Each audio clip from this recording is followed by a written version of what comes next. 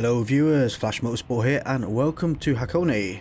Now the races have changed this week. We're back on short races on what I would say they're quite tight tracks. It's been pretty rough out there. Everybody's fighting quite close with each other, and to be fair, the packs have been quite close to each other as well. So as you can imagine, it does lead to some quite interesting and very contactful racing. For that reason, I decided no point qualifying, let's work our way up from the back of the pack, work our way through it and have the most fun possible. I have been demoted down to an A safety rating, which is quite depressing. It really affected me, that did, because of instances that were sometimes my fault, putting myself in a position where I didn't need to, and other times is a situation that is totally out of my control, like literally being rammed and getting a penalty for being rammed off the track. Never mind though, it's all part of the fun. I don't really care about the safety rating, to be quite honest with you. Coming down here, we are carrying a lot of speed, but I use the second Hakone sign as my braking point reference. I come in, I brake a little bit earlier because obviously there's a lot of cars in front. I don't want to be caught in a bit of aero wash and then punt somebody off the track.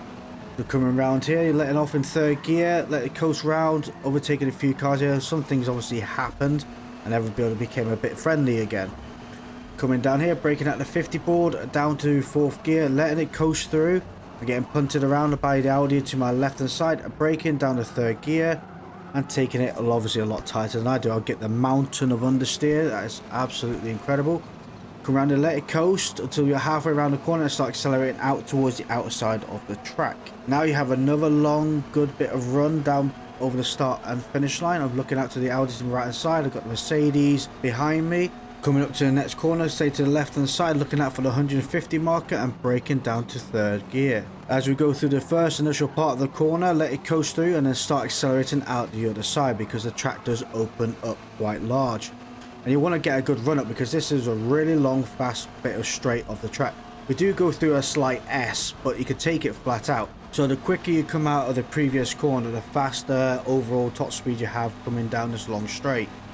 I'm looking at what's going on around me. The Audi is quite far back. Ryder the third is in front of me. Me and Ryder the third end up having quite a good race together.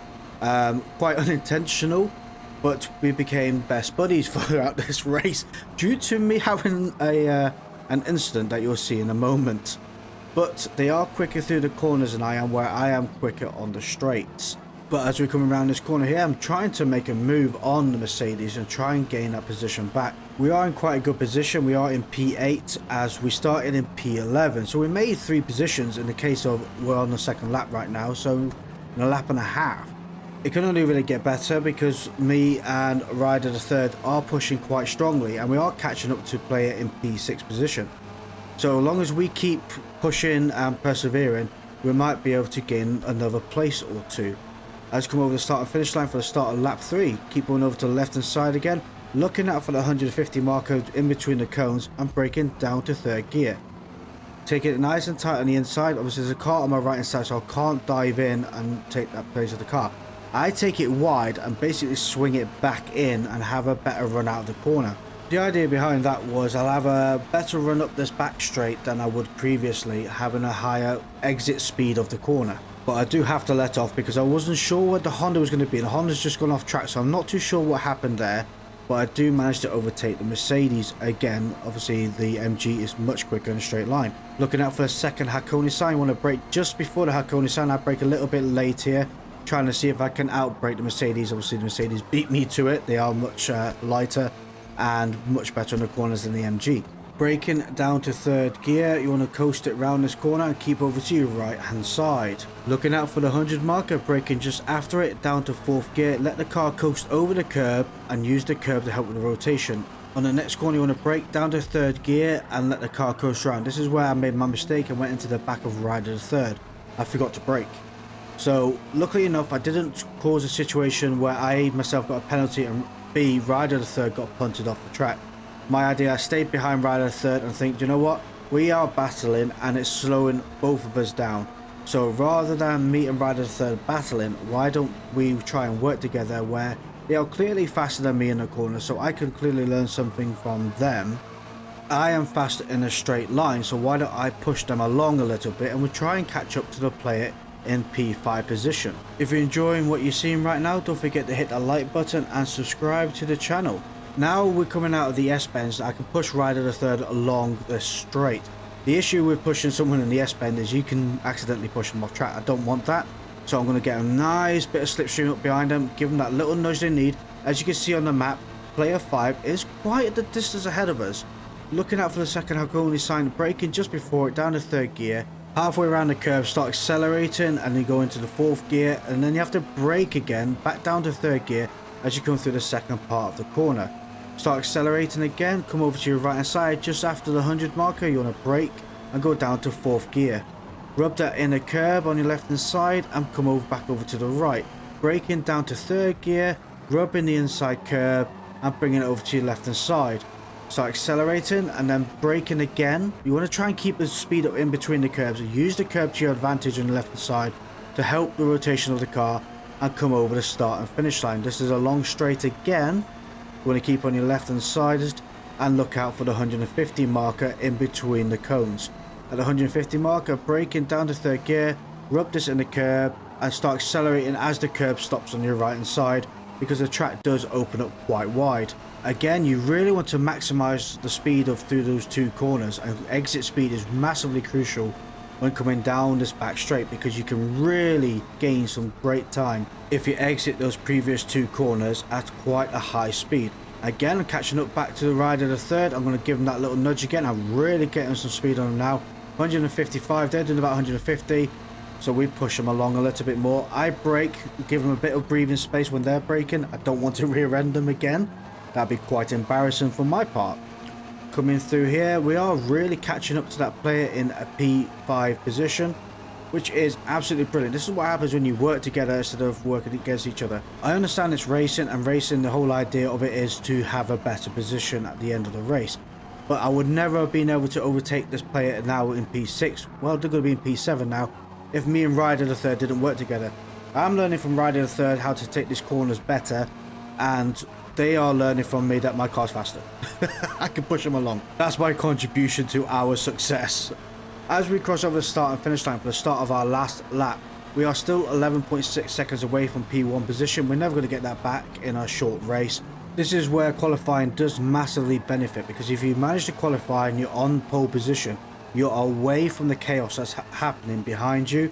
So you're not being a party of it, and you can just basically break away from it all. What I would love to see happen in this game would be long races introduced. Let me know down in the comments below if you would like to see long races happening. You know, something like 30 minutes or maybe even 45 minutes in some occasions. It'd be quite interesting to see how the dynamics of that works, you know, with the tyre strategy, pit strategies. I'd also think it'll help with the ramming situation. Because the race is so long, it might make the rammers uninterested in joining a race that is half an hour, 40 minutes long.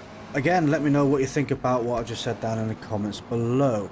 Coming around our last corner, my front near side tyre, or the front left hand tyre, depending on what part of the world you're at, is pretty much dead. It's on moderate wear, and the right hand tyre is probably not far behind. I'm taking it quite cautiously. Rider the Third goes off the track. I think they're in the same situation as me. Our tyres are pretty much worn out. Do give them a little bit of a nudge behind. Try to keep them going a little bit more. I take up the inside here. I do give them a little nudge that was unintentional. I wasn't expecting them to come back in as easily or as quickly as they did. And I come over the start finish line and we gain that position. P5. Thank you, Rider the Third, for the great race. We do exchange positive messages after the race. I do apologise, obviously, for going up the back of them. And they thank me for having a great competitive race. So, it's a win-win overall. On to the next race. We are at Catalonia, and surprisingly enough, the race said sunset. And it actually is a sunset, because the 9 times out of 10 in Forza, when it says sunset, it's dark. Like pitch black dark. So that's not a sunset. But this, for the first time ever, is a sunset. And it's actually quite a nice sunset to see. As we start off the race, we are, like I say, not qualifying in P11 position. And as you can see, first corner shenanigans are already kicking off. I usually take the inside line of the first corners as much as I can, because that's usually the safest place to be. I am being battered around a little bit because I'm going through a bit slower, because I don't want to be rammed off the track. I don't want to dive in there and ram somebody else off the track either. Coming up to our next corner, you want to do about 90 miles per hour in third gear, rubbing the curb. Just be mindful of the camber. The road is working against you. As we go into our next 2 tight corners, you want to do the first one about 85 miles per hour and then accelerate throughout the whole of the second corner, because it does open up quite wide. braking at the 100, just after the 100 board, down to second gear. As soon as the curb stops on your left hand side, start accelerating out of the corner. Keep far left as you can, because again, this next corner here is a very slow paced corner. You want to do it about a second gear. As you come out, start accelerating out of the corner. You want to be mindful, you got to brake quite hard here, over the sausage curb in second gear. Keep over to your right hand side and come back over in second gear over the two sausage curbs. And maximising the track limits as much as you can. You can go over the sausages. It may upset the car a little bit if you do hit the sausages wrong, so be mindful of that. And as we come over the start and finish line, we are now in P7 position, making the move on a Honda Civic to our left hand side. Going to put us down to P6 position. Keep on your left hand side, looking out for the 100 board, braking down to second gear. This next corner is very tight. In second gear, as we come around the corner, start accelerating ever so slightly as we come out. Come back over to your right hand side, and you can do this next corner in about second or third gear, dependent obviously on your ratios that you've set up to now. Coming up the hill, you want to keep the foot down, bring it back down to about 90 miles per hour in third gear, and again you can come over this track, and as you can see, gamer pops of 1146 did go a little bit wide. Like I said, that is due to the camber of the road. If you do go much more than 90, you're braving a chance of the camber upsetting the way the car is sat. Come around here in second gear, going a little bit slow. The Audi manages to make a move. I do have another car on the inside as well, so I've got to be mindful of that. Coming around here in second gear, I was going to dive in between the Audi and the Mercedes, but the Audi closed that gap. Brake defending right there. Coming over here, braking down in second gear over the curb. Bring it back over to your right hand side. Still in second gear over the two sausages. Trying to maximise the track limits, trying to maximise the speed coming out of the corner, because you're pretty much flat out the other side. I do feather the throttle due to the understeering nature of being behind someone else is slipstream. End of lap 2, start of lap 3, we are in P7 position. Looking at your board on the left hand side for the 100 marker, you could be braking down to second gear as tight as you can, rubbing that in the curb. As soon as you're halfway past that entrance on your right hand side, you can start accelerating. Keep over to your right hand side, and then you're still in about second gear coming up through here, and start accelerating up the hill. Getting into third gear, you will go up in the fourth gear, and then you have to slow back down to third gear and keep it about 90 miles per hour. You can see a bit of contact is made from the two cars in front. I say the camber of the road does bring you over. I know I've said it 3 times, but sometimes it's best to say it more than once.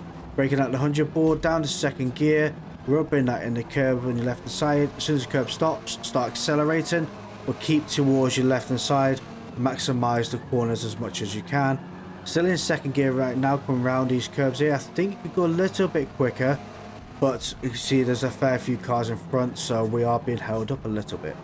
Over the sausages, keep to your right hand side. Over the next two sausages, like I say, try and keep the car straight as you can. Use the sausages to help you rotate the car around, and feather the throttle as we come over the final corner towards the start and finish line. You can really go over, just don't touch that sand trap, and I think if you touch the sand trap, that's where the track limit is of going over as well. So you will get caught up in the sand, and you might get a warning for it or a penalty for it, so it's really not worth it. Coming through this corner in second gear, you see the concrete on the right hand side. That's where you start accelerating, but try and keep the car over to the right hand side. You are going to be in second gear going through these next two corners. As soon as you've gone through that left hand corner, it's flat out all the way up the hill. Not too sure what happened to the Audi. The Audi was fighting quite aggressively throughout the race, and suddenly they've hit start and backed out. So I'm not too sure what happened there. It's a shame really, because I was using them to set the pace. But I am getting pushed around by the Mercedes behind me. Not much I can do about it. Braking at the 100 board, or just after the 100 board, down in second gear. The Mercedes is plowing into the back of everybody else. So I've got to be mindful of that. Like I say, you're getting a bit fighty, and you don't want that. Coming around your right hand side in second gear. As soon as you see it opening up, start accelerating. You're going to go into third gear, then you're going to have to brake quite hard again, down in second gear, over the sausages. I nearly went a bit too early then. Come over to your right hand side, again over the two sausages. Mercedes comes diving in on the inside there, and I thought, oh, I'm going to be taken out then, but luckily enough I didn't get hit. Coming through this final corner, I'm feathering the throttle about halfway, trying to reduce the understeer as well as try and keep up the MG in front. I'm looking to make a move here using the slipstream to my advantage, but obviously the MG to my left hand side also has slipstream to their advantage from the car in front.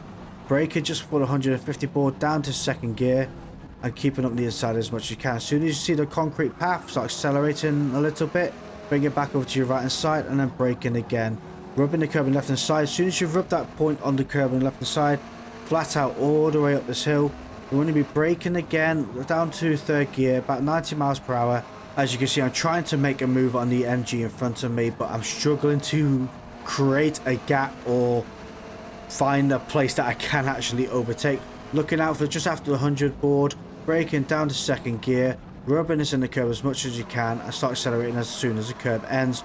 Keeping left as much as you can, bring it back over to the right hand side, down to second gear, and rubbing the curb as much as you can. As soon as you get past that little sausage on the right hand side, start accelerating out of the corner, and then braking again as the curb ends on your left hand side, over the sausages, back over to your right hand side, over the sausages again.